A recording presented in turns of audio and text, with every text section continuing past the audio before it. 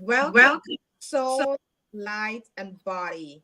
Today is such a beautiful day because we are here once again and we are given this golden opportunity that we could receive that inner peace that we are looking for. But it all depends on our mindset. It all depends on our mindset and where we are putting our attention. And today we got such a two beautiful guests here today, and they're really going to help us to understand mindset, forgiveness, inner peace, enlightenment, awakening. So today, we just would like you to sit back, relax, have a cup of coffee, a cup of tea, green juice, a glass of water, and grab a notepad and a pen because you're going to able to get some very good juicy notes and nuggets today, and you're going to write it down and you could use it for yourself on your journey here.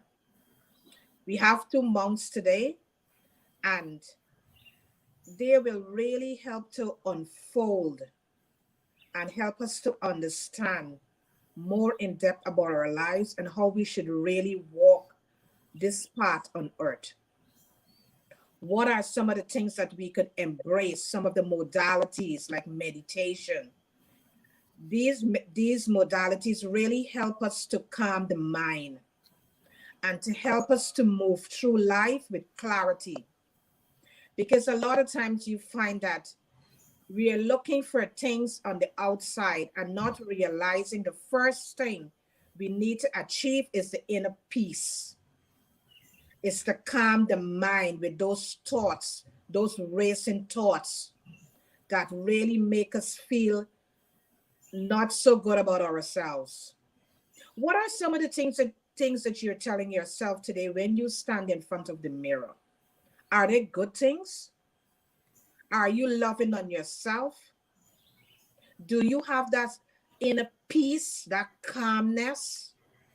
What are some of the modalities that you're using to really calm yourself and to achieve that inner peace? Because many times we are on the go all the time and we're not finding that time to really calm the mind. Be mindful of your moments, each present moment that you breathe. Be mindful of the present moment. Are you practicing mindfulness? Are you practicing kindness? Are you being kind to yourself? That's the most important thing. Are you being kind to yourself? Because it starts with you. It all starts with you. You have to be kind to yourself. Do you have a relationship with yourself? How are you seeing yourself? Because many times we don't even have a relationship with ourselves. So how can we have a relationship with someone else? It all starts with you. When do you have a morning routine? Many of us just wake up from our beds each morning and we don't even stop to say thank you, to give gratitude for the breath that we breathe. We don't even stop to give gratitude. Are you still doing your journaling? Are you writing down the things that you're grateful for each day?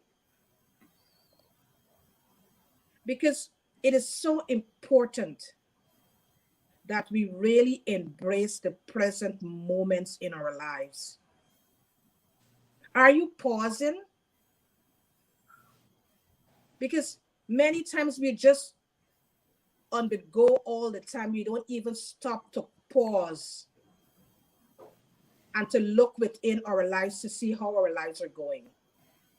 And if it's not going the way how we would like our lives to go, it's time to really make the change.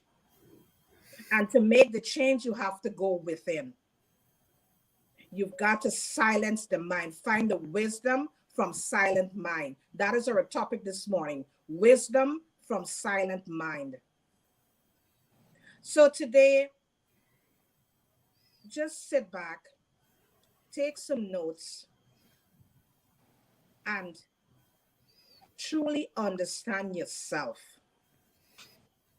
understand who you are, your purpose here. I'm Karen Pascal, holistic health and wellness coach and a co-author of 2 ebooks with my sister Joan Williams. And we also have a digital magazine and a hard copy magazine. And if you have not received our magazine as yet, please subscribe and it will appear in your inbox and to your address, so you can have it on your nightstand. There are a lot of good stuff in those magazines that could really help you as you move along your journey here. And if you have not subscribed yet to our YouTube channel, please feel free to do so, because every week there is so much value that Soul, Light, and Body bring to this platform. And you could walk away with so many tools for your toolkit. I'll now hand you over to Miss Joan Williams. Hi, good morning. A great opening as always. Happy that you guys are able to join us, those who will be joining us and those who is going to be catching us on the replay. And it's such a great and beautiful day because you're here. True. You're still breathing. Mm-hmm. What a gift to life that you're still here. Mm-hmm. You can live out your purpose. You can give that contribution. You can serve. There's beauty in serving. There's beauty in serving others. True. It's amazing when we can serve others with whatever area we're serving. But it's just a beauty that we're giving back. And it's a beauty in giving because it's reciprocated. There's reciprocation in the process. How are you living your life? And where are you at in the process True. of living? Are you able every day to starting out setting your intentions? Setting your intentions is so important. And as we always say here on Soul, Light, and Body, when you set your intentions, you want to set it with a level of clarity. Be clear as crystal. This is what I want. This is what I'm going after. This is what I need for my life. This is what is going to help me to live my true potential. This is my purpose. So you're setting it with clarity. And when you set it with clarity, move with a level of confidence. Be self-assured that this is what I want. This is what I'm working towards. And be firm about it. Oh, and not forgetting you got to set up those boundaries. You got to set those boundaries because setting boundary is for our well-being. We got to set those boundaries. And what we got to do also, a beautiful thing to do, is remind ourselves who we are. You're special. You're beautiful. You're one of a kind. And you're worthy. Get to the space of worthiness. You're worthy. You're deserving of what you're doing. And don't forget, show yourself love and compassion. That is so essential. Walk with grace. How are you showing up in the world? What are you bringing to the table?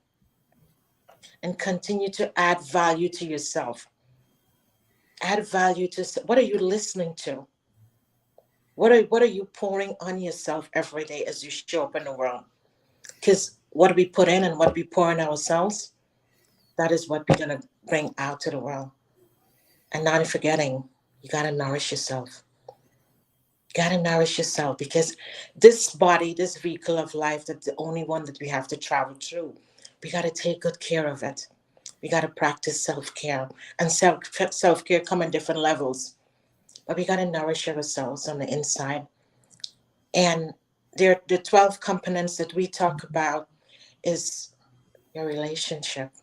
How is your relationship with yourself, your family, your loved ones, and your environment? How are we navigating in our environment within and outside? What are we not letting go? What are we holding on to that is hindering us from taking that next step, but it's not allowing the good to come to us? Because we all want to walk in that level of goodness. But to attain that and to attain that peace, there's certain things got to be clear.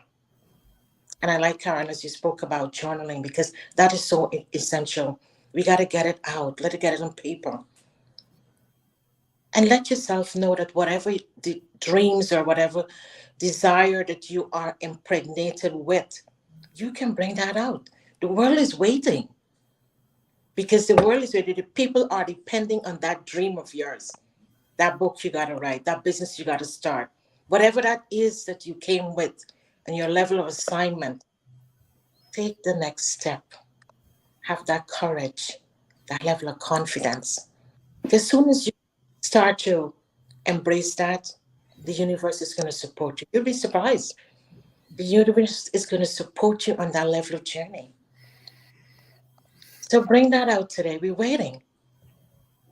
And just remember that you got this. You got this. You got this. Thanks for all of you who've given us the reviews of the magazine, because it's a nice additional piece that you can have on your nightstand, a daily read. You can practice or get into the kitchen and do some of those recipes and then share those recipes with us. It's fun. Don't forget to have fun in life. Could be busy all the time doing so many different things. Pause a little bit, have some fun, embrace that joy within you.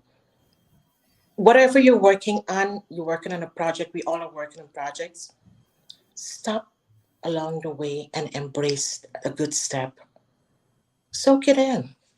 You work hard to attain that. That's you. My name is Joan Williams, holistic health and wellness coach, and also co-author of two ebooks. And we're working on so many other projects. And today's a great day where we have two monks who's going to give us and guide us and inspire us how we can attain that thing called peace, which we all want. We live such a busy lives, and peace is so essential. And they will tell us how we can attain that and live that life. So Monk Burin and Monk Santi, welcome. Thank you for being here. Thank you. Thank you. Tell us well, both of you at your time could tell us what led you to this journey, being here and going to provide us with this level of calmness, serenity, tranquility. How do we get to this journey?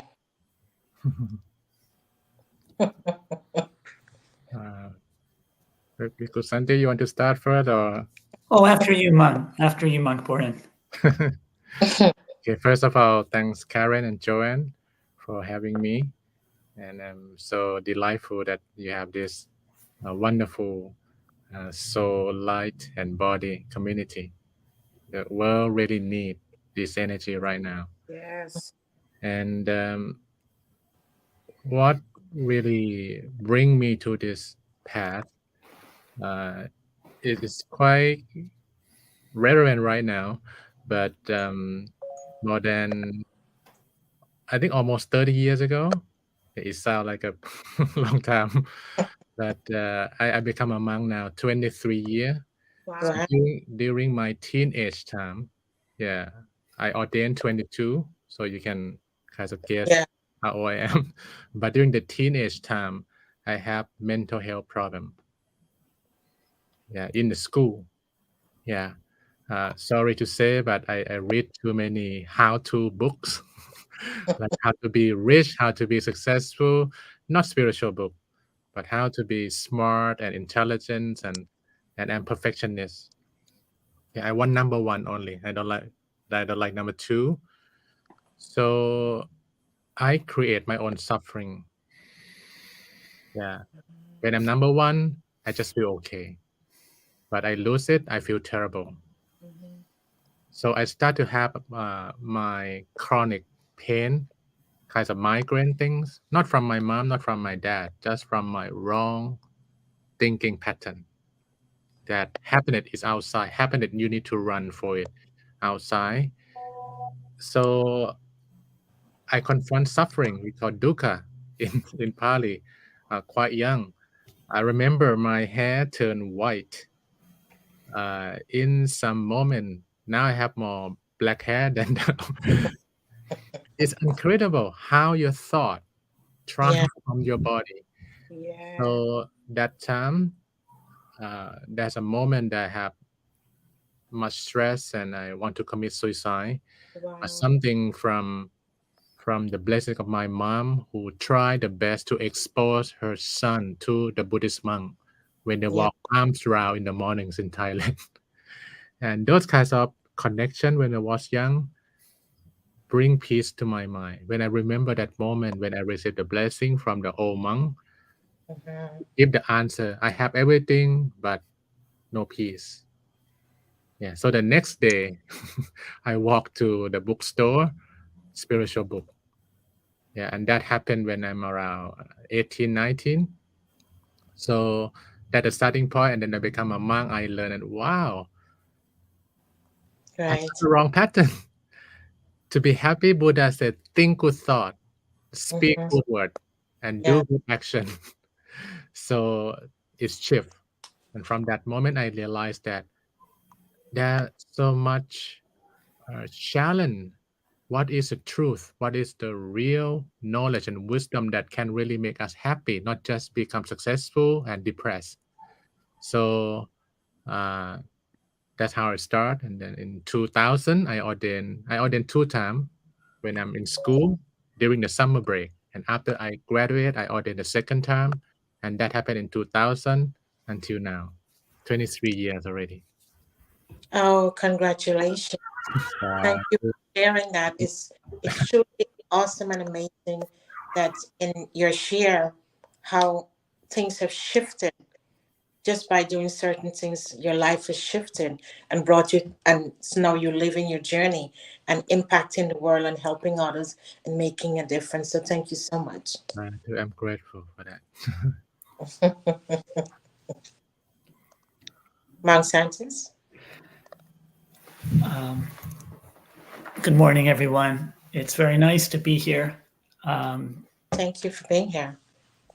Thank you for having me. I was chatting before we went live with Karen about how much I admire the work that you're doing and recognize that it's really kind of the same work that we're doing as monks, in the sense that it starts from the idea that peace, happiness, contentment, joy can't be realized in our world, in our lives together, in the conditions and the circumstances of our lives, unless we find it within ourselves first. That the two are tied together. There's no world peace without peaceful people. True. And the opposite is also true. There's no peaceful people without sufficient peace in the world to support us. So I really respect what you're doing. I think it's important. I think it's important for all of your members of your community to work on ourselves in just the way that monks do, actually, as part of our way of giving to others and supporting each other. But to answer your question, how did I come to the monastic path? It's kind of the same answer for. I'll offer my own version of the same answer as Monk Burin, and really the same answer as all of my fellow monks. There's kind of a cliche in Buddhist circles of like, well, why did you start meditating? Why did you get on the path? And the cliched answer is, well, suffering. I was suffering. Of course, we each suffer in our own way. And we may have to go through many possible attempts, many possible solutions to our problem of suffering before we get to the one that's really going to help us forward, which is working on ourselves, which is cultivating an inner foundation of peace.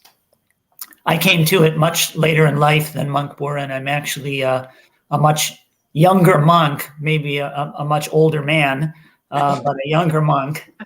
I've been living as a monastic for 7 years and fully ordained for 5. I was 48 when I started living as a monastic. I was fortunate to have the path open up for me. It's much less obviously part of Western American culture to have the opportunity to become a monk. But yeah, I was very fortunate. I started with a secular mindfulness movement. I went on a meditation retreat. It was wonderful. It was like a huge door opening in my life, seeing myself and my problems and my patterns through fresh eyes. That I felt like the perspective that it gave me. It was a kind of rebirth, just seeing things afresh at age 48 in a way that I hadn't thought I'd ever be able to. And yeah, what I saw was that I create myself in every moment, that I can learn to let go of the patterns that are pulling me down and to embrace the ones that are lifting me up.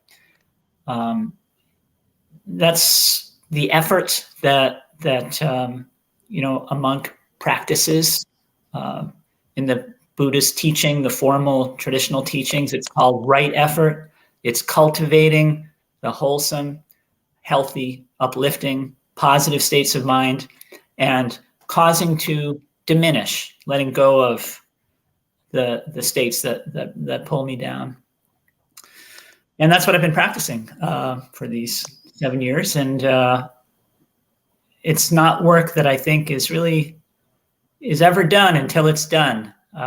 We have this ideal of enlightenment, and it's something that each of us can achieve in this very life, as we say in the Buddhist world. It's something that's possible for every human being, but it's something that we don't get to by grasping for. We don't get to by punishing ourselves to achieve more quickly, or suffering in order to get.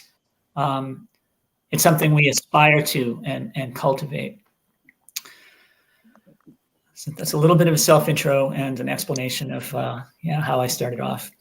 Oh, thank you both so much. And we so appreciate both of you, because we value your time for being here with us and share with us. And there's so many things that both of you have said, but I just want to tap into and ask the question, and both of you can answer.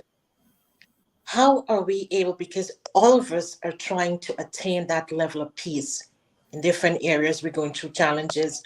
It's a busy life for all of us. Do so many things on a daily basis. What is one thing that we can do from today, listeners who are here live with us and those who are going to catch us on the replay?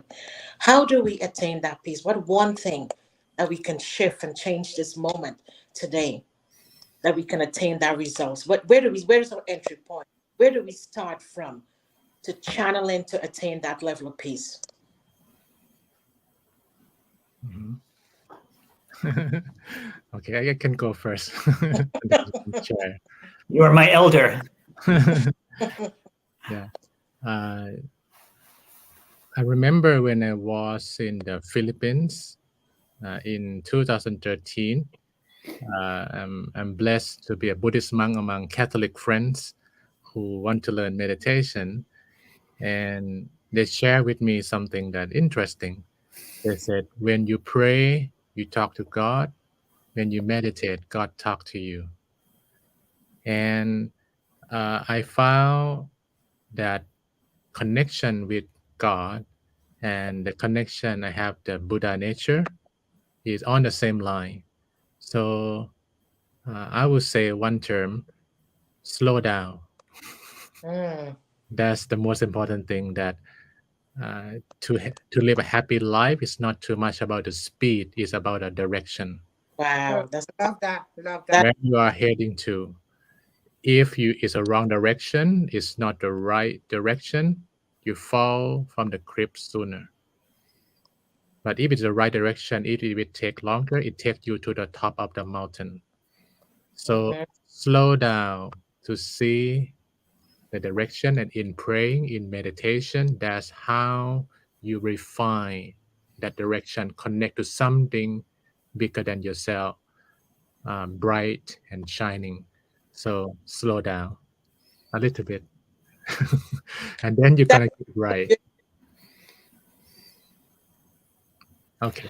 I really love what you said. Slow down, slow down. Wow. Because we all are on the go all the time, and we're not finding that time to slow ourselves down. Beautiful. And you really explained to us that once we slow down, there is so many things could happen for us. And you said it's not about the speed, because we all think we gotta get to this next thing. Yeah. You know, we gotta speed up to get to this next thing. It's not about the speed. Wow. And we have to enjoy each moment towards where we are walking to, what we are walking to. We have to enjoy these moments. Yeah. You know, one little thing we'd like to add that is very common while we travel. And sometimes we feel like I'm getting lost. Like, you know that it's not where you go. You need to reset your GPS. Beautiful, beautiful. Love it. Here right now, we see what's happening. We kind of get lost in love and happiness. So reset your GPS and Awful. find that moment to pray, to meditate. It looks like slow down, but it's really lift your spirit, give your soul, connect to that shining quality. It worth slowing down to live happier. Yeah. Oh, that is so beautiful, Monk Burin. That's what we need. Yeah. When we say one thing that we can do from this moment, you've given us that. So I pass it to Bhikkhu Santi. Yeah, thank you, Monk Burin. The answer that came to mind for me when I heard the question is kind of a variation on that same answer. It's maybe a practical suggestion for the tough situations that might come up today, the moments of frustration or of anger or of panic or of challenge. And that answer is simply pause. Use pausing. It's a very, very important possible response we can have to a challenging circumstance. Sometimes, of course, you have to act quickly, but usually there's time to pause. Take a breath. In that space of one breath, one moment's pause, one moment's reflection, your mind can indeed fall silent for a beat.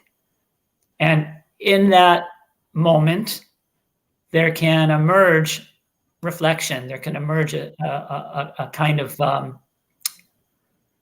deeper discernment of where you are and what you're doing, what you're about to do, what you're feeling.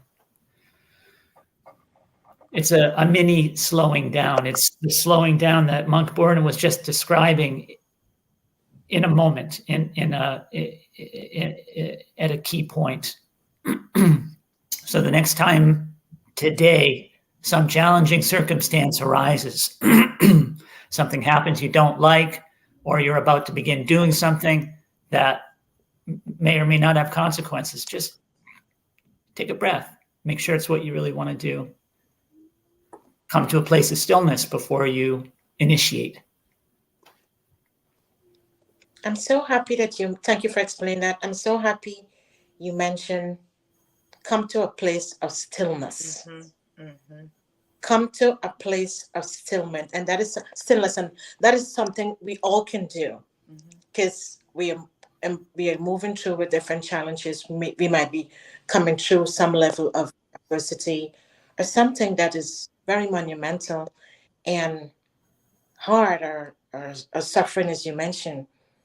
Come to a place of stillness where we can achieve that level of peace, quiet that mind, and then we are able to make that decision what the next step is.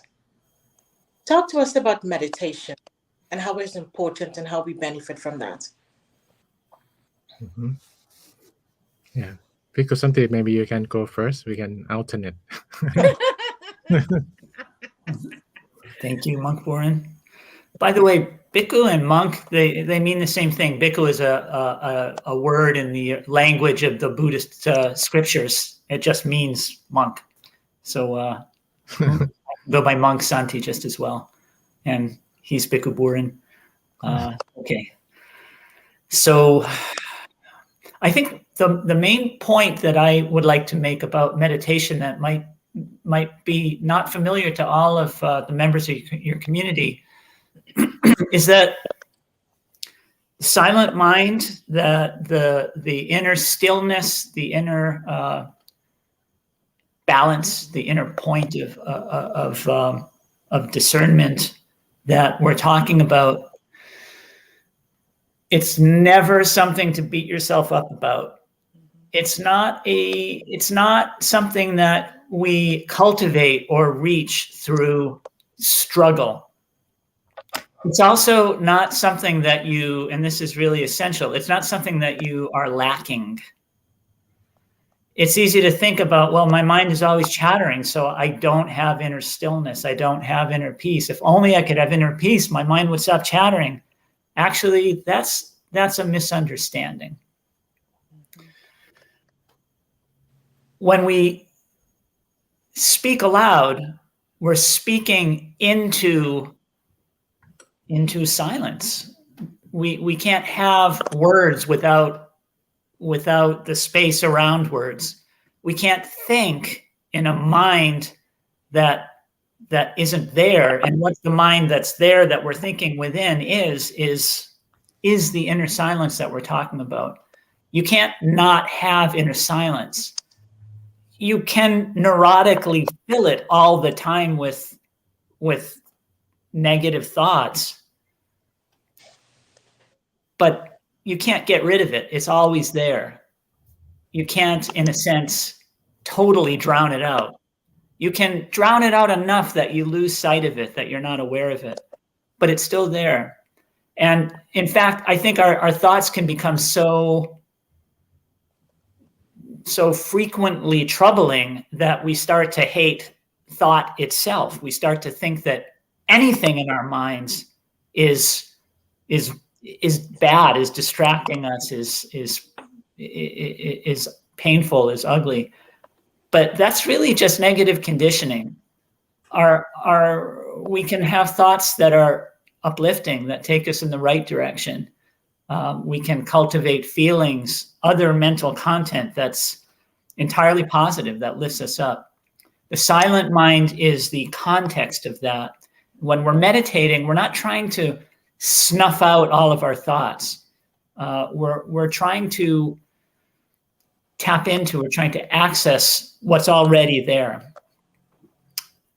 I could say a lot more about that, but I bet Monk Burin can get us onto a clearer track. Thank you, Mr. Santi. Yeah. Thank you. One of the common thing that now I use it to explain about meditation is I call it a mind shower, like a shower of the mind. And why I use that? Because it's something very fundamental. But for body shower, we have no problem, right? And everyone take a shower. Busy day, sad day, or very hectic day, you shower anyway. Because it's something you know is good for you. It's good for you. And what we learn from the Buddha is that there's a dirt arising, not just for the body, but for the mind on a daily basis. Yeah, without a mind shower, you get crazy because too many bad stuff and a lot more on your phone if you not mindful enough. Sometimes we take suffering, unnecessary sufferings from something, from somewhere uncontrollable. And if we can take 5 minutes, 10 minutes, it's very easy to remember. Shower the body, shower the mind, and do something else. And before you go to bed, shower the body, shower the mind, and have a good sleep. That could be something very basic, but very useful, like the way that if you take in opposite way, you understand. Imagine tonight you don't take a shower your body. What happened the next day? How you feel during the day? So the life without shower is terrible, right? Even for the body. I think the mind is even more. And that's why suicide rate, uh, crime, violence, we lack a shower of the mind. So be kind to yourself. Shower your body, shower your mind, and your family will get that blessing too, and your community. So just take a shower. Simple. Take a shower. Yes.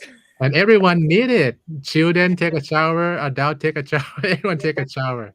I Yeah. think that's all we need right now, that just shower and take care of yourself well. The world will be a better place. Yeah. Karen? Yes, listening to you, both of you, and it really helps one to understand that we all can really go within ourselves and find that inner peace that we are looking for. It's within our reach. It's not far away from us. It's within us. But many times we are looking for the peace on the outside. We are looking for happiness on the outside, not knowing that we are happiness, we are peace. So we have to pause and go within, find that moment where we could sit, we could pause and go within ourselves to find what we are looking for. And Monk Burin, I really like when you said shower the mind. Because if we could really shower the mind, it will be cleansing. Because when we're showering the body, we are cleansing all the impurities, we are washing off. So if we could only use that same way of showering the mind, is to help those thoughts that we may having about ourselves and about other people, is to help us to really shower the mind and start to have clarity about ourselves, have clarity about other individuals that we are dealing with every single day, and individuals who we're going to meet along on our journey here. So it's a beautiful way how both of you really put it over, that we could understand exactly how we could really go within ourselves, pause, find that space where we could go, use meditation as a modality that we could really help ourselves to receive and to achieve that inner peace that we're looking for. There is a question coming from Steve Butcher. Out of curiosity, it seems that beyond happiness and acceptance is love. Beyond love is unity. Beyond unity is balance or nothing. Is there any possible steps beyond? Thanks for that question, Stephen. It's your turn to go first, Venerable Burin. Yeah. Wow, very profound question. Okay. I will answer from my experience in Buddhism, and also I travel 30 countries. I meet non-Buddhist friends all the time. I think in that unity or oneness or nothingness is similar to the big ocean. The big ocean, and there are the lake, there are the pond, many spots purity, of cleanliness, of good quality. So from my understanding and practicing meditation and the Dharma, at one certain spot is oneness, and that oneness and everything is just one. Yeah, and there any possible step beyond is a larger ocean of peace, happiness, and become larger and larger. That maybe one day we don't have any more war, any more fighting, and Yeah. so I believe that from wellness we can lead to kindness, and from kindness we can lead to greatness for all, and we have unlimited oneness that will take care of the whole humanities and beyond, even in the other universe, in the Mars or something. Yeah, so that will be my reflection on that very interesting question. It is. Thank you for explaining. Well, I think that Monk Burin's answer to the content of the question, to the substance of Steve's question, was really full, really complete, enriching. Thank you, both for the question and for that beautiful answer, Monk Burin. I would like to offer a kind of right angle kind of question, to take it a little bit sideways, and just note that when the mind does start to become a little more peaceful, when we do start to expand and look at the totality of things, beautiful thoughts like the thoughts reflected in that question and in Monk Burin's answer start to appear to us, and beautiful ideas come into the mind. They can be really uplifting.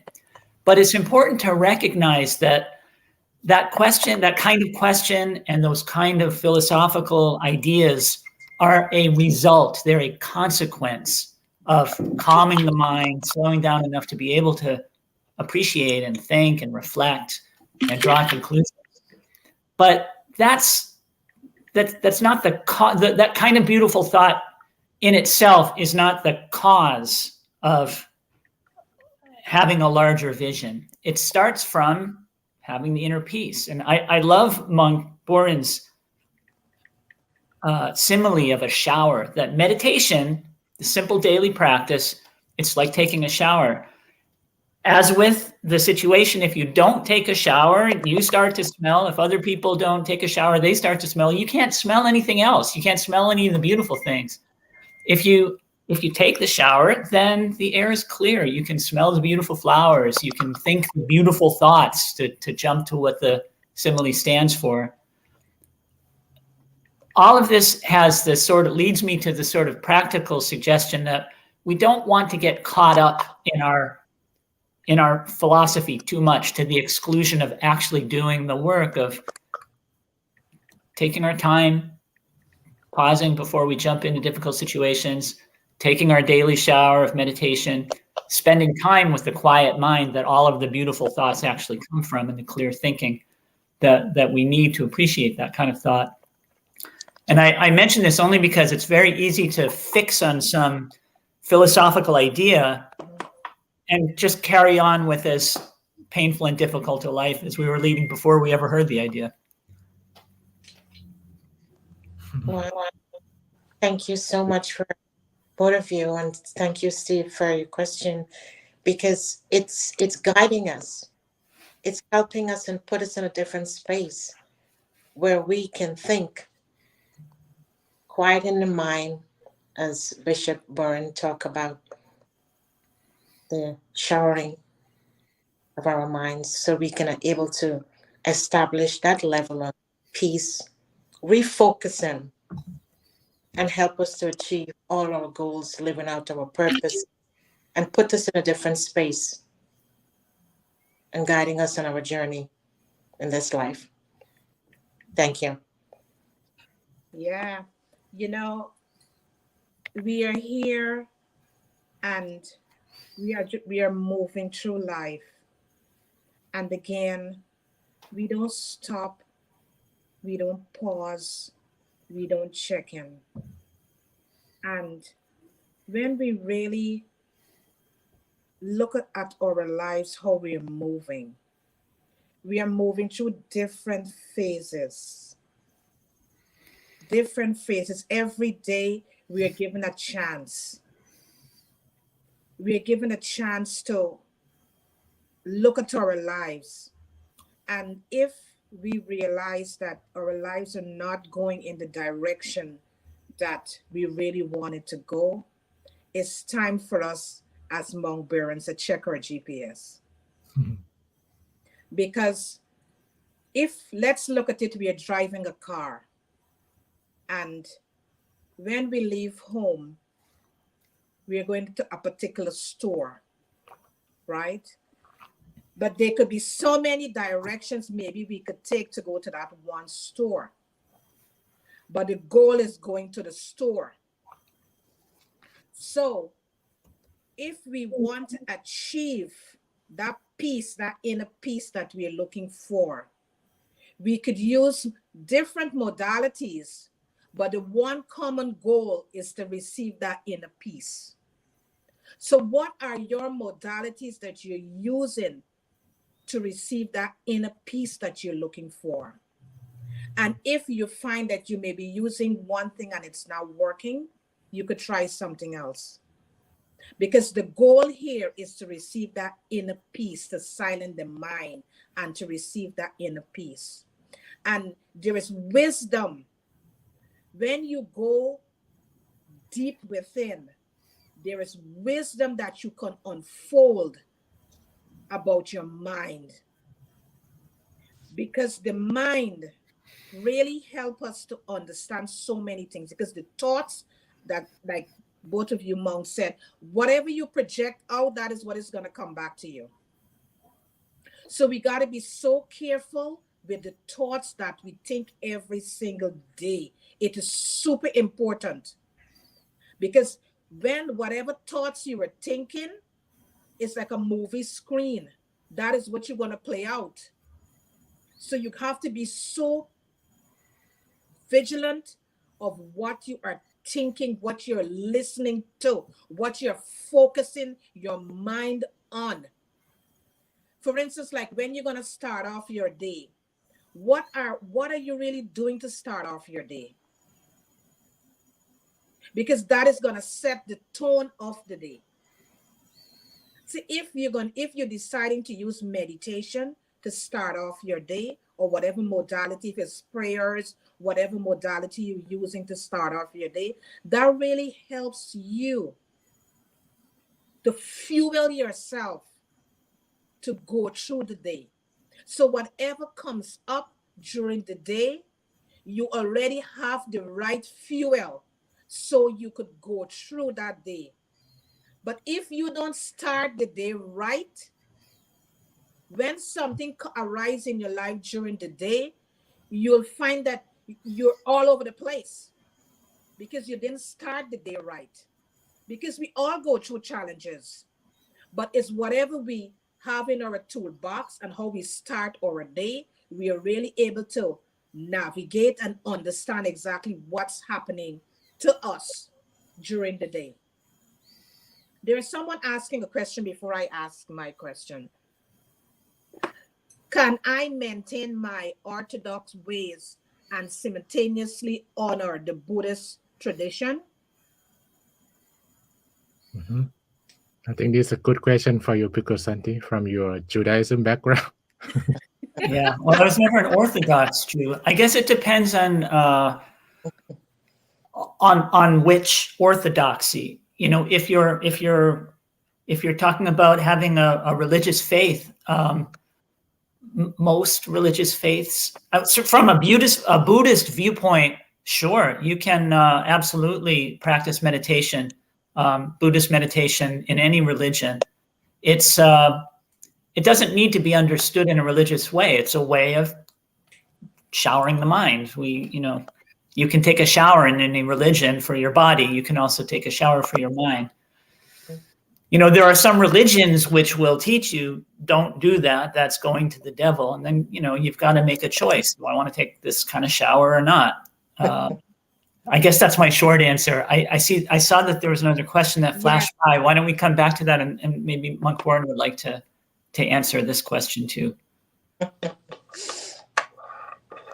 What was that? Who bu chu? Someone looked at my website. That's a really deep question. The question is about the Buddhist idea of not self, the idea that in some sense to arrive at true enlightenment, to truly understanding how things are, we need to lose ourselves, to let go of ourselves. So a lot gets lost in the translation of both the concepts and the words from the ancient Buddhist scriptures into modern English. When we use the term lose ourselves in modern English, we think of some kind of total destruction of our identity. That's not what I understand it to mean. That's not what it means. We're not destroying our personal identity. It's an appealing idea if there are parts of your identity that you're dissatisfied with, or you don't like, or you're frustrated by, but it's not really a mature way to think about it. And to illustrate that, I invite you to just think, what would it really be like to have no personal identity, to just be a blank slate? Or for that matter, to have a totally silent mind that never has any thoughts in it.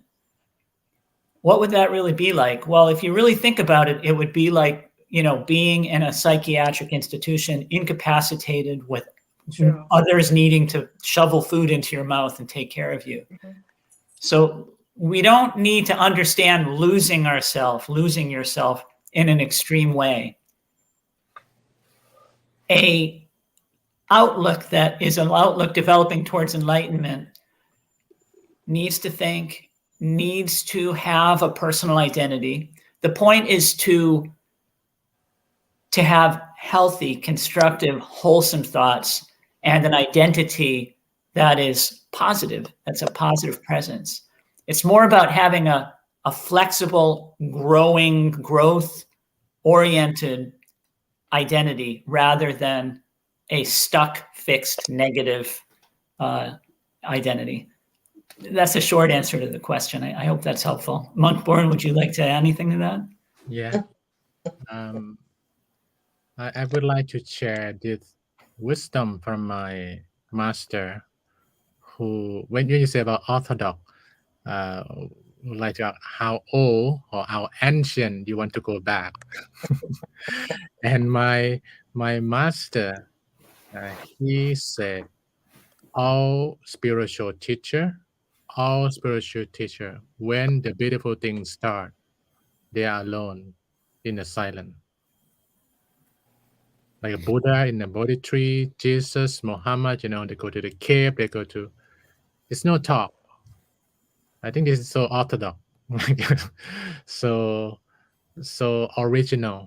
And my master said that if we want to become one, if we want to embrace each other, we need to go back to a very original version, which is meditation, which is inner peace.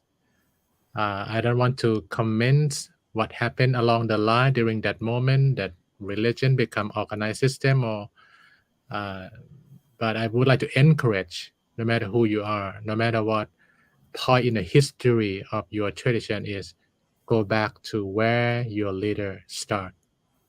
And that is the point that we can really become one.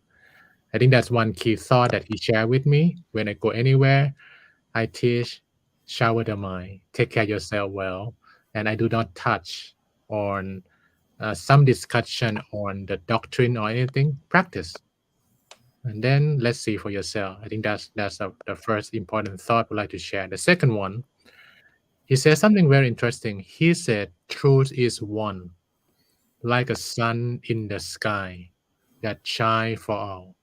Shine to Buddhist, Jewish, Christian, Catholic, shine to even atheists, shine to Muslim, shine to everyone. So the truth never divide. The truth always embrace. You are Muslim, you are Buddhist, you are atheist, you wash your clothes, you put it outside, the sun will dry your cloth.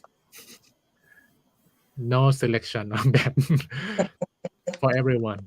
So if we have this mindset, we do not judge each other, we practice to be quiet and go back to my mother called the inner sun that shine for all also. Not the outer sun, but the inner sun that shine for all, but have different name. Like how we call the sun differently. In English, we call sun. In Chinese, they're called Tai Yang. From my country, Thailand, we call Praatit. 1 syllable, 2 syllable, 3 syllable is one thing. So Yeah. let's go beyond the name, but go to the essence when you are in the silent mind. And we will know there's no conflict between any tradition. It just we need to be together to understand it. That's Wow. perfect. Beautiful, beautifully explained by both of you. And this brings me to our next question. Why is there poverty and suffering in the world? Okay, Bhikkhu Santi, you can go first.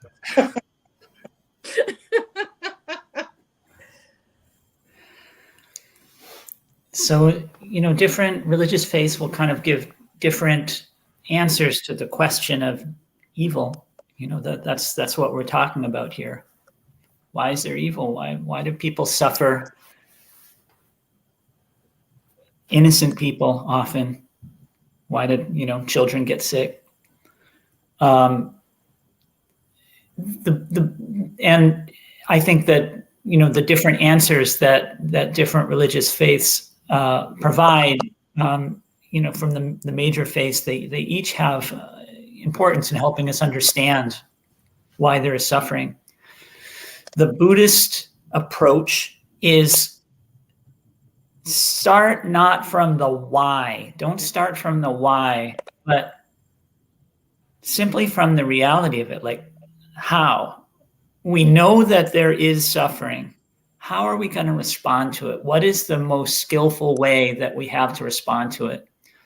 Getting caught up in the why, which ultimately is not a question we can definitively answer. There's no answer we're going to get that is going to permanently satisfy us, and ultimately isn't itself. We want to know why because we want to solve the problem, but the solution to the problem is not in the why, it's in how we respond to the reality of suffering.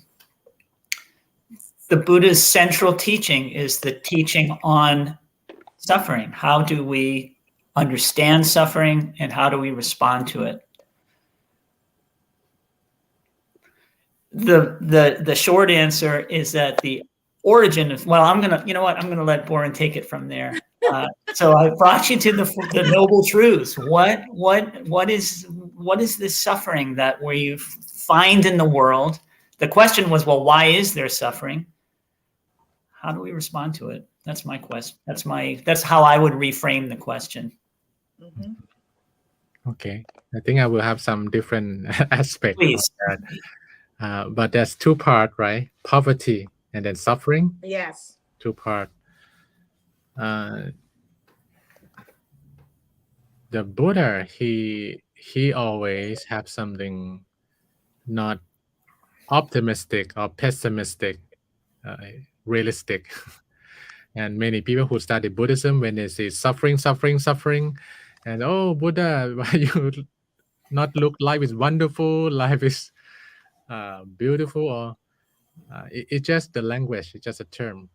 Because in the Four Noble Truths that Bhikkhu Santi touched a bit, Buddha talk about you want a good life, you understand the Four Noble Truths.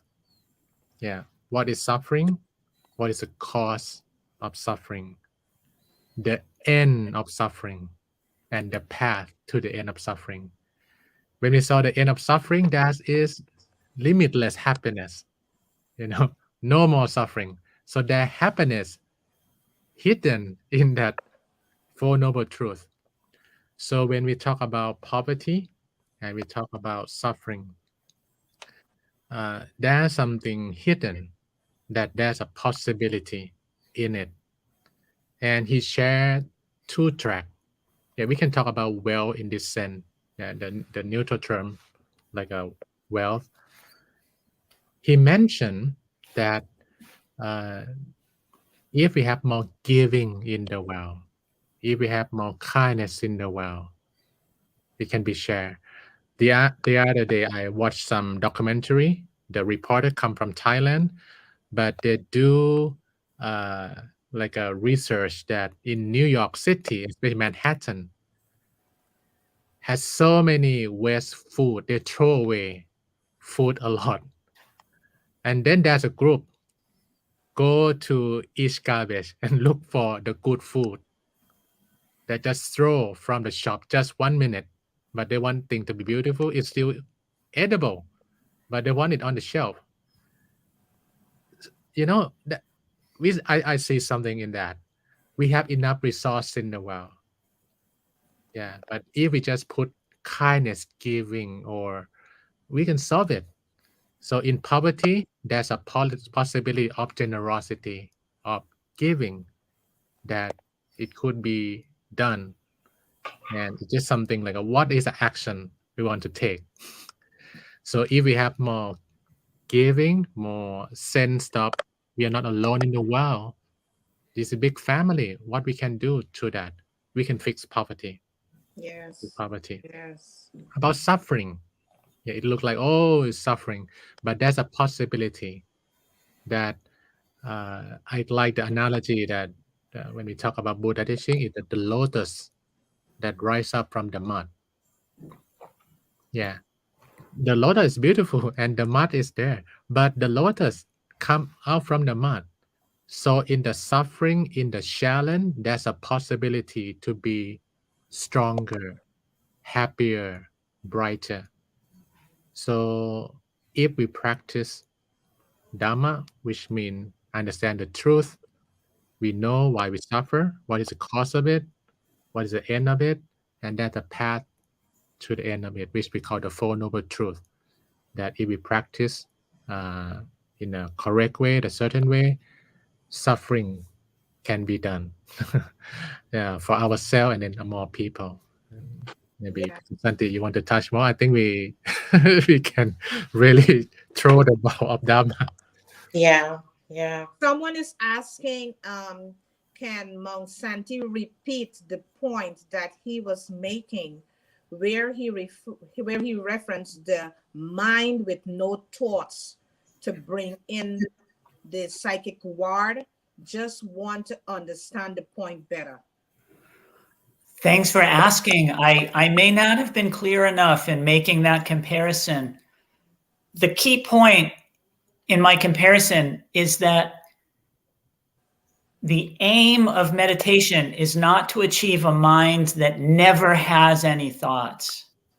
It's to take a dip into the silent mind and spend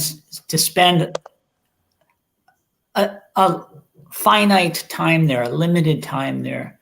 We're not aiming to never have any thoughts, and we're not saying that thoughts are all bad. That's my point. Monk Burin's comparison was to a shower. Let's change it for a minute to a bath. It's like taking a bath. When we take a bath, sometimes we just plunge our body under the water, and it's really refreshing, really beautiful, really cleansing. But we don't want to stay under the water. We can't live under the water. If we live under the water, that's it. We're done. We need to come out of the water, refreshed, clean, with a clear mind and an open heart, and start again. That was my point. We're not striving to annihilate the mind. We're not striving to destroy the thinking mind.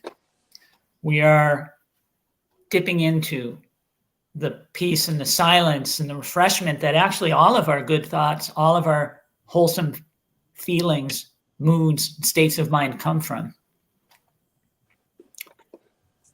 Wow. Wow. Beautifully explained. Yeah, beautifully explained. What do Buddhists believe happens after death? After death? Yes. Monk Burin?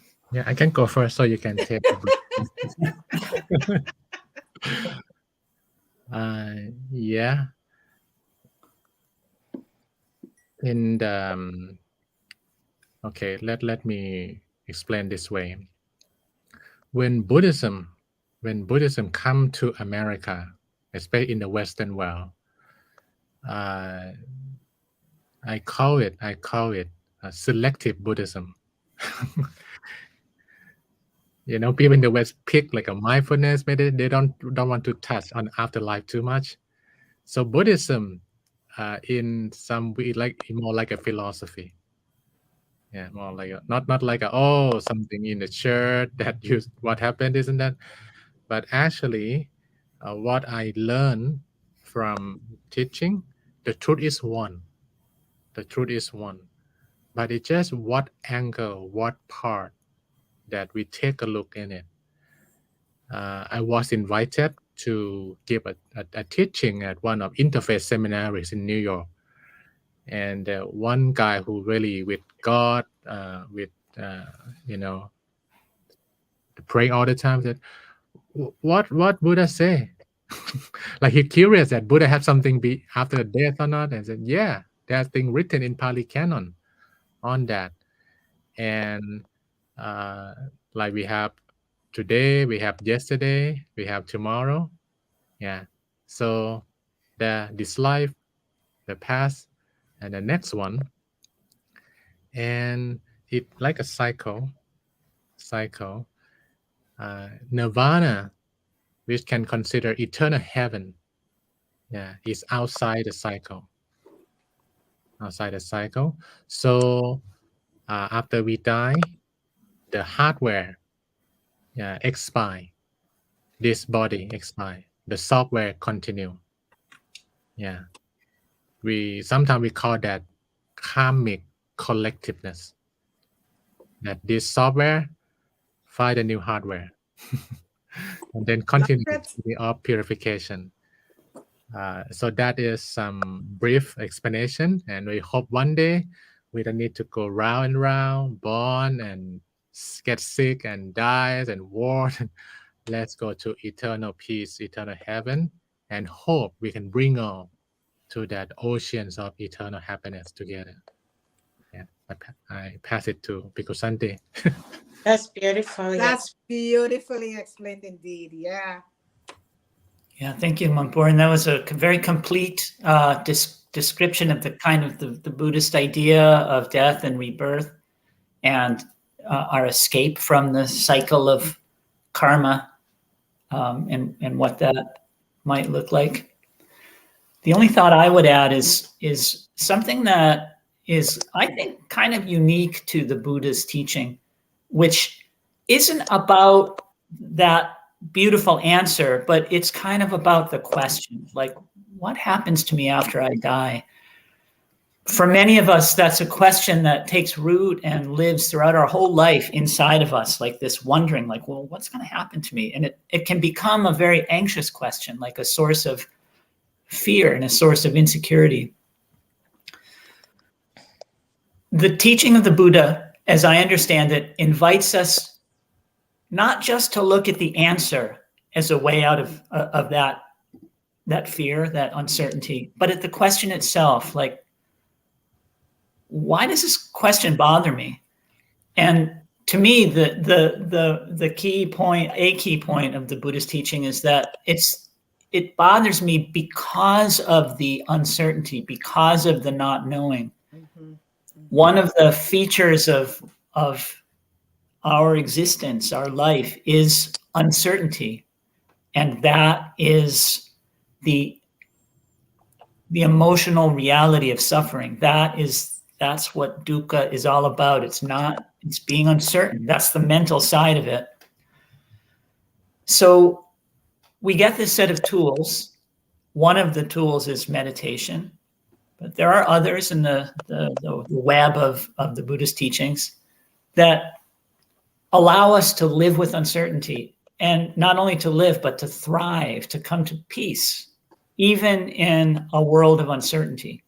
And in a way, the question, well, what happens to me after I die, is just, it's kind of the ultimate uncertainty. Death is certain. Nobody doubts that. Death is certain. Right. How are we going to meet the uncertainty of what lies beyond it? Mm-hmm.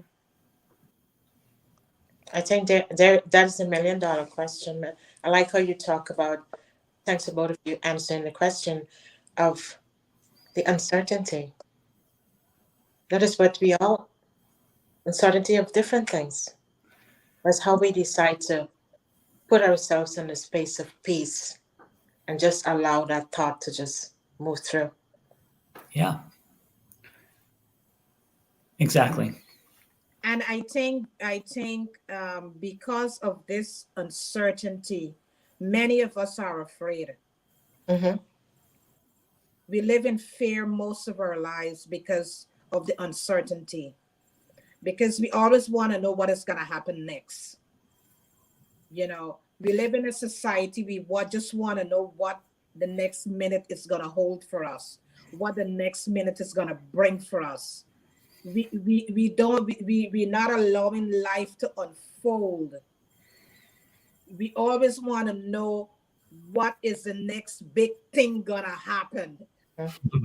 Because I guess it's because is that because of the conditioning of the mind? Is it because pressure from society? Can you explain for us, please? Mm-hmm.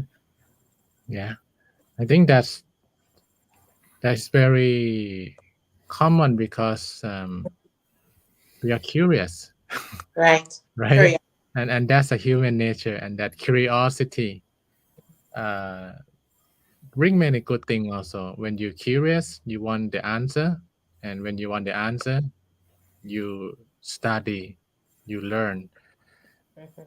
I look into this kind of bothering feeling about death is something like a good friend that might try to tell you what you don't want to hear. Yeah, but sometimes we just need that.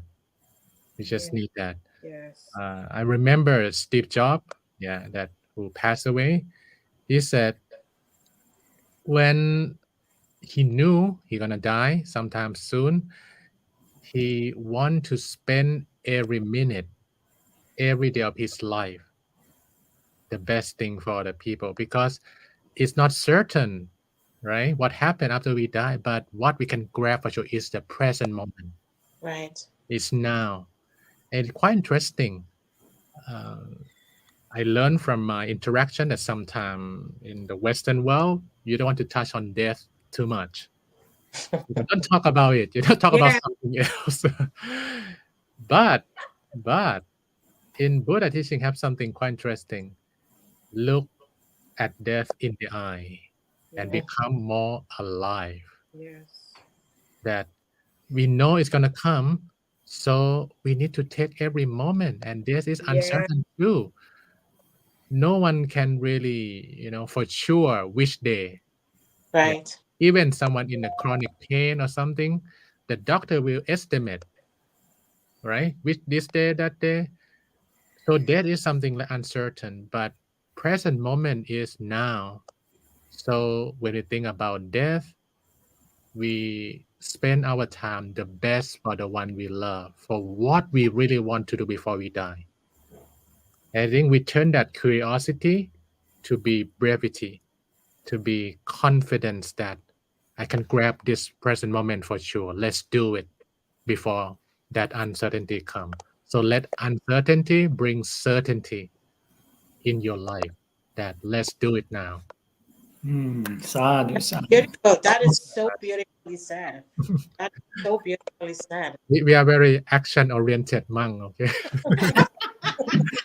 We also be okay, but what you're gonna do? What because what you do make your day. Yeah. Yeah. Okay. Yes. Wow. Monk Santis. No, that said it beautifully. That completed my thought. Thank you, Monk Burin. That is exactly that is the ultimate what you said there, because instead about thinking about that, look at what we can do now, this moment.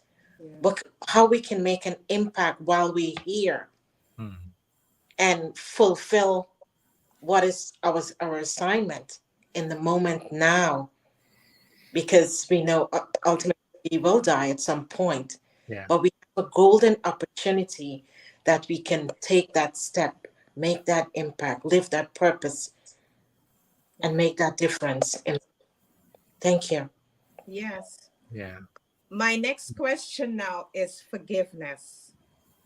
Many of us, we would normally say that, oh, I can't forgive that person, or I can't even forgive myself.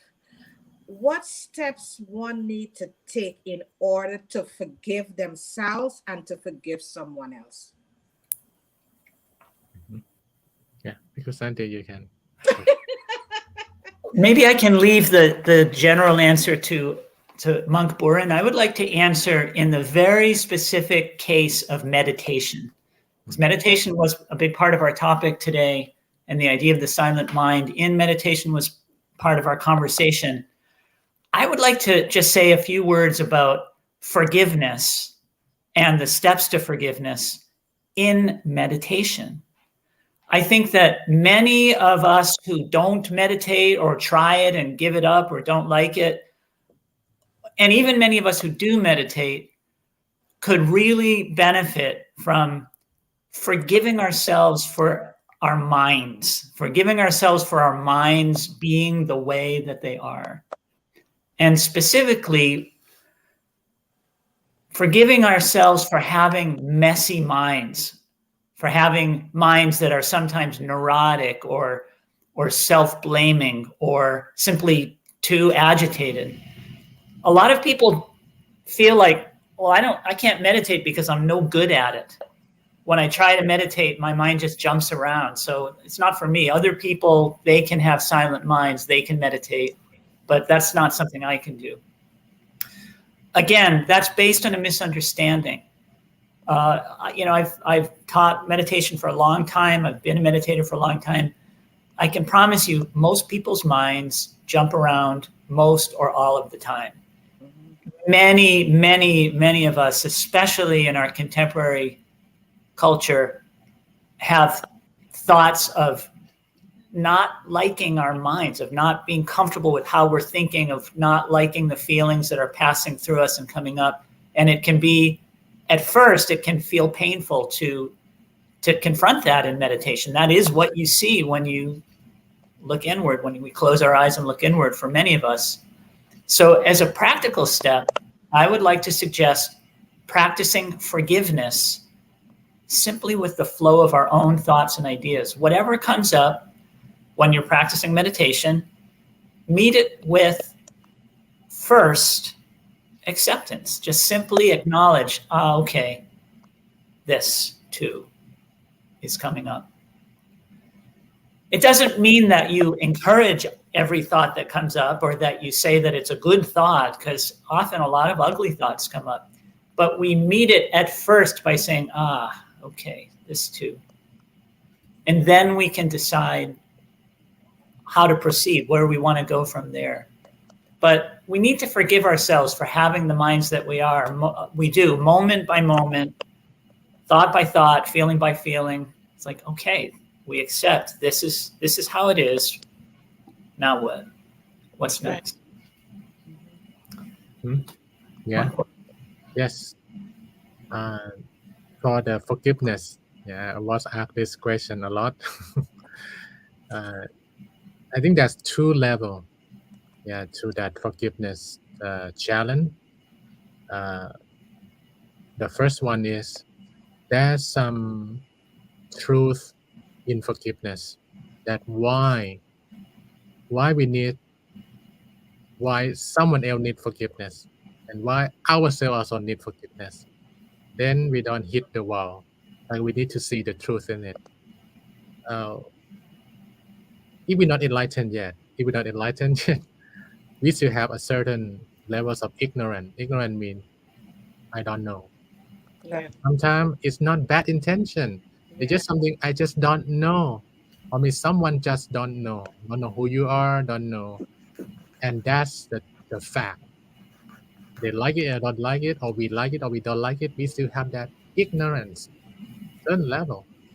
So if we can reflect that, oh, in the last 1 year, do we have something when we reflect back, oh, I should not do it? You will find something. In the last 1 month, we have something or not. In the last 1 week, or even yesterday, without forgiveness, we get stuck.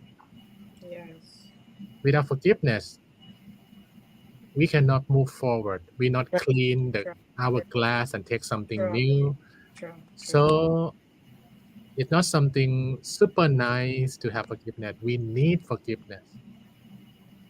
Yeah, like we need to be wise that that's the truth, that we are not perfect.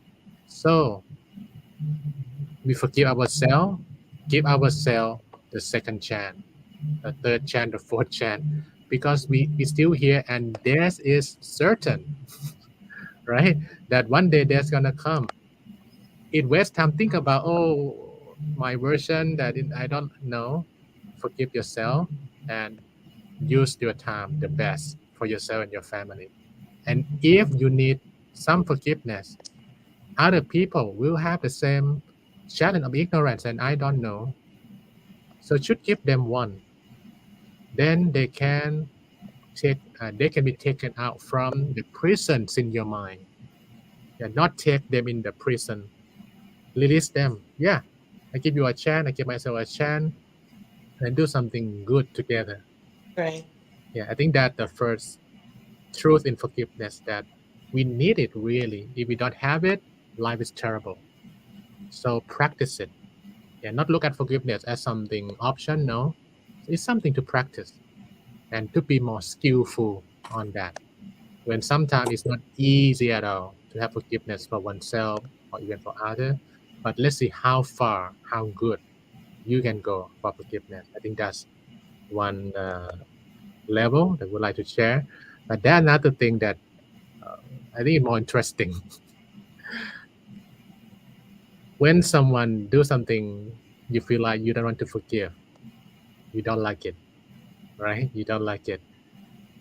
In the karmic world, if you not forgive them, it's like even you don't like it, but mentally you still connect to that person. You still call another trouble like that because you still send your energy. Even I don't like it, you don't like it, but you put your energy that I don't like it. I will not forgive you. But once you release, maybe they have some bad karma by doing that to you, but you don't have any more bad karma involving with that. So if you want a better day, better time, forgiveness is something to speed you up. Yeah, to have a better life. Let's let go. What you done wrong to me is done. But I have nothing to do with that bad moment. Hope you have a good journey, have a better life, and me also, I will live a better life. So let's cut short that bad karmic connection, even you don't like it. Be kind to yourself, okay? Not troubling yourself with the next one because that connection of karmic relation. Let go. Wow. Wow. That is so beautiful, beautiful, beautiful. Wow. So I like that everything you said is so beautiful, but the last part, how you guiding us and supporting us in disconnect from that karmic emotion, because once we still carry it, we're still connected. Yeah. When you forgive, done. Like that moment, stop there. Yeah. My listening to you, Monk Burin, this brings me to the next question. I'm going to pedal back to what you said concerning about the software. We always have that software.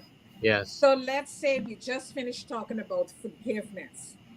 So let's say we're living in this present lifetime and we're not forgiving an individual, right? That is stored in our hard drive, right? Yeah. Yeah. So when we come back again in a next lifetime, that comes back with us. It seemed like that the virus in the software will come back to you. We need to reset and delete it. Through the Buddha has three things: giving, ethics, and meditation. That's how we reprogram, and then we don't call for another bad time. So present moment is important. Yeah. Yeah. Beautiful, beautiful. So the one takeaway from this morning is the present moment. We are given this present moment that we could make changes. We could upgrade our hard drive, as you said. We are given this present moment to delete certain things from our hard drive so that we don't have to come back and to relive those things again in a next lifetime, because as you said, Monk Burin, that these things are stored Yeah. on our hard drive. Yeah. So when we come back again, sometimes we run away from things in this lifetime, Yeah. but it is stored there. So when we come back again in the next lifetime, we gotta live those things again because Yeah. it is stored in the hard drive. Am I correct? Yeah. I think that's something. It started in French, but in English now, déjà vu. Deja vu. Oh, what this? And sometimes we're curious why. Hey, I met you before, or Yes. somewhere. It is from the collectiveness in your software that make you recognize a person, even in a bad moment. It's like a deja vu that you have been dreaming about it, and then it's happened. It's that's karmic collective. It's very scientific, but it's like a very advanced science to the subconscious level. Yes. Yeah. I'm glad you touch on that. I hope people can understand. Yes, yes, yes, yes, yes. That's a very interesting software purification for our good life. Yes. If we can do it, it's not only now, but in the future until nirvana or eternal heaven for all. Yes. Yes. My last question to both of you: what is your one wish for the world? Because Santi, can you? And then I think I will list some short meditation at it. Yes, of course, we're going to close up with a short meditation. Yes. What is your one wish for the world? Oh, I wish the world peace. More peace. Mm-hmm. All the good things that we hope for the world all follow from inner peace.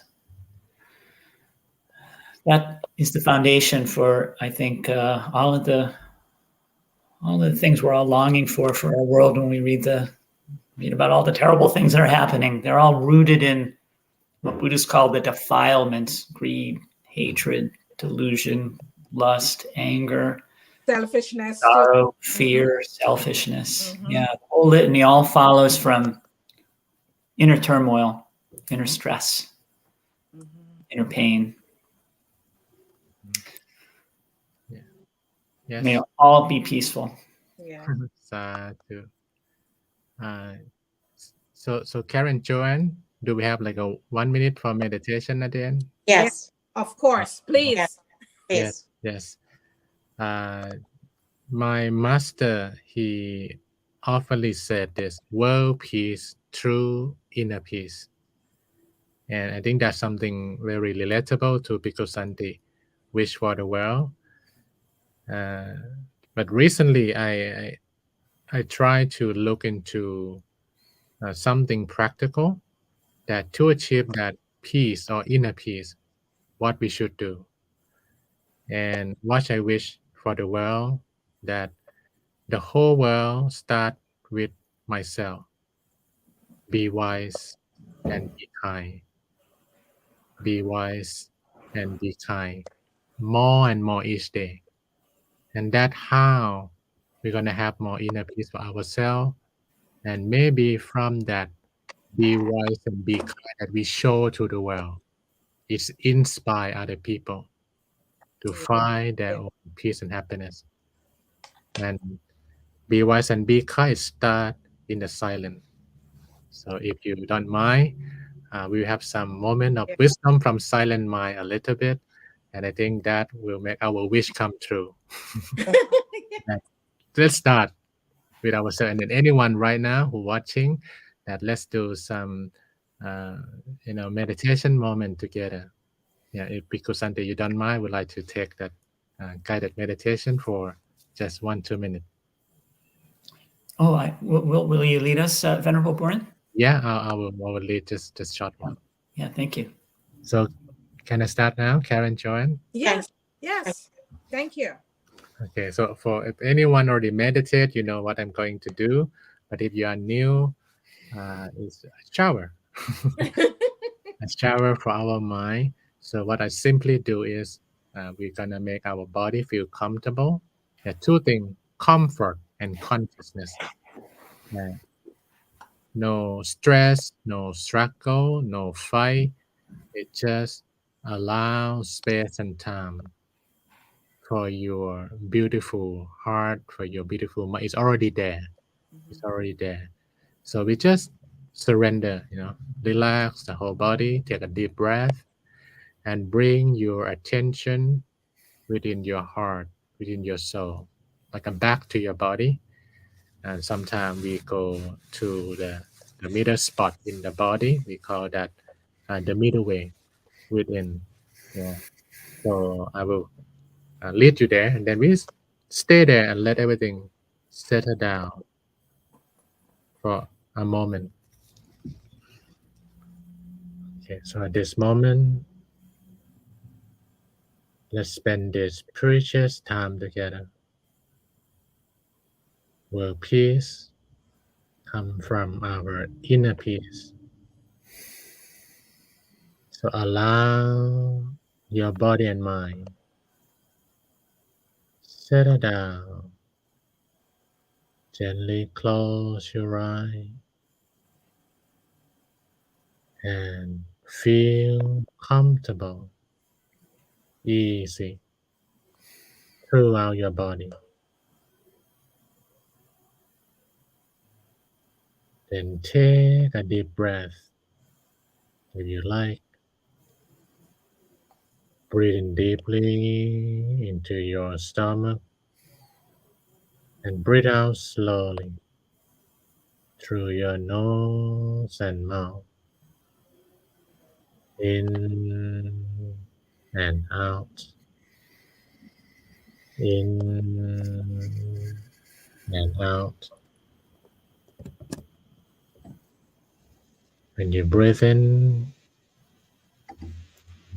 peace, joy, and happiness. When you breathe out all concern and tension. And remember, you are the light. You are the shining hope of yourself and the universe. Allow your breathing to bring more peace, more calmness. When you feel more natural, easy, you can breathe as normal and allow your awareness traveling back to your body. Settle down in your heart, in your soul, around the middle part in your body, and just surrender. Peaceful, gentle, and relaxed. Let the water of kindness, the water of peace, shower your mind, shower your heart, and continue meditating in silence for a moment.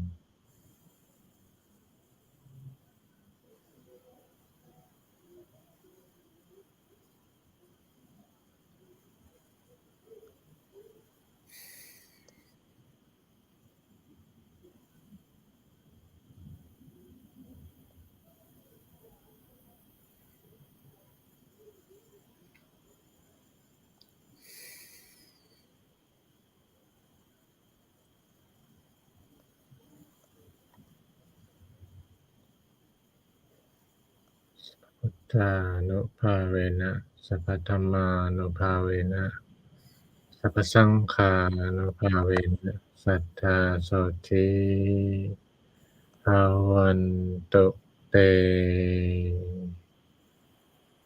And slowly and gently open your eyes.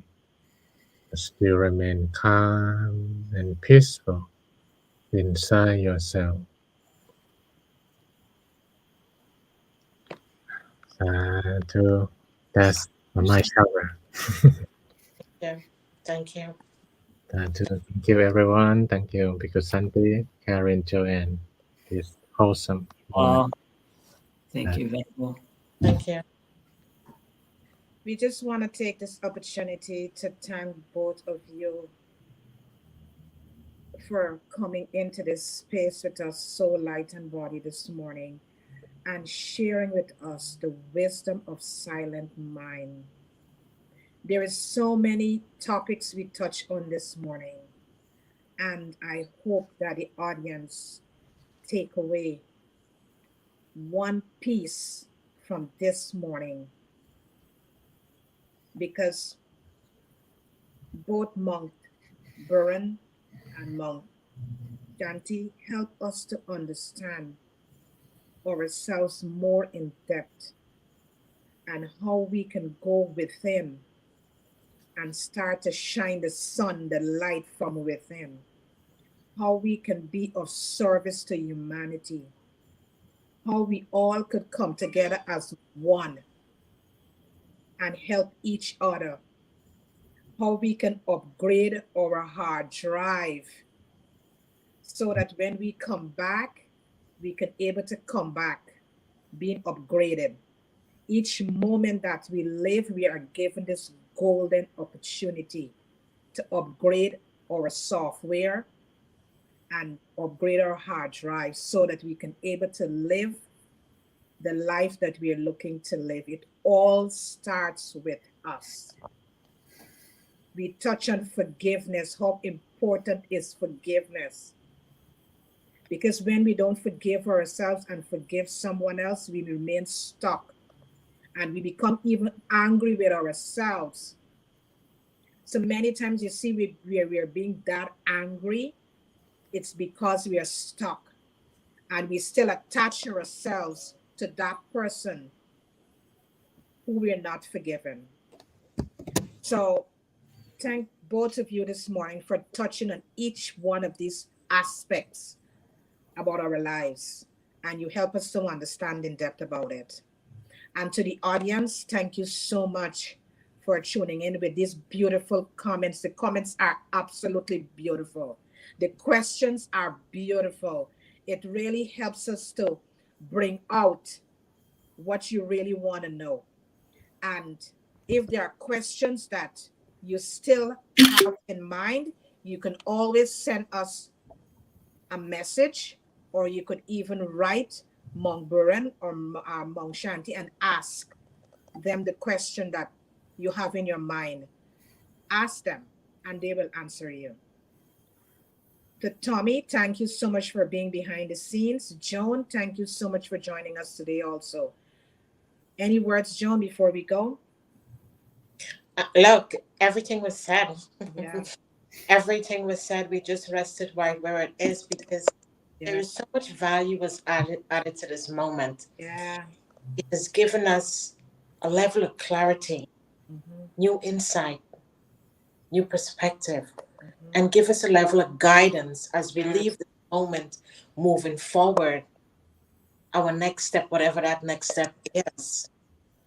We've gained a lot of clarity about depth, about certainty, about staying present, about showering our mind. There is so much was exchanged in this moment that has been so profound. So we are so grateful and thank you. Thanks to both of you for giving us that level of new way moving forward from this moment forward.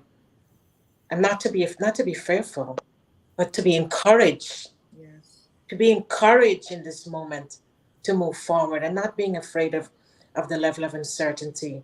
Yes. Let's focus what we can do today.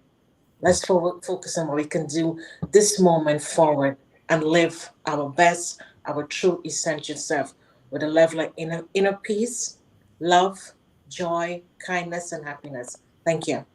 Yes, thank you, Joan. Thank you. Yes, thank you. Thank you. This present moment is all we have. It's all we have, this present moment. So if you have to pause and sit in silence, the wisdom is there in the silent mind. So find a quiet place and just sit. If you're driving, you could park in a parking lot and just sit there for a few minutes and go within. If you're struggling with challenges, go within. You will find a wisdom there. You will find the answer there that you're looking for. Quiet, slow down. As Monk Burin said, slow down, because we are moving so fast and we are even forgetting about ourselves. So we need to slow down and go within and find the answers that we're looking for. As Monk Burin said also, the sun is within. The SUN, it's within. The light is within us. And we are all here to shine our light so we could help the world.